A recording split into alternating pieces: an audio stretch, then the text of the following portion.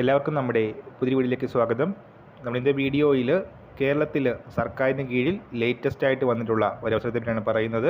Video കിടക്കുന്നതിന് മുന്നേ നമ്മളുടെ ചാനൽ കാണുന്നവർ ചാനൽ സബ്സ്ക്രൈബ് ചെയ്തേക്കുക. അതുപോലെ തന്നെ വീഡിയോ ഇഷ്ടപ്പെട്ടിട്ടുണ്ടെങ്കിൽ വീഡിയോ ലൈക്ക് ചെയ്യുക. വീഡിയോ മാക്സിമം ഷെയറും കൂടെ ചെയ്തേക്കുക. ഈ അവസരങ്ങൾ വന്നിരിക്കുന്നത് ഐക്കർ KVK ഇടുക്കിയിലാണ്. കൃഷി വിജ്ഞാന കേന്ദ്രത്തിലാണ് അവസരങ്ങൾ വന്നിരിക്കുന്നത്. മെയ് 3-ാം തീയതി വരെ പോസ്റ്റിലായിട്ട് അപ്ലൈ ചെയ്തിട്ട് അവസരമുണ്ട്.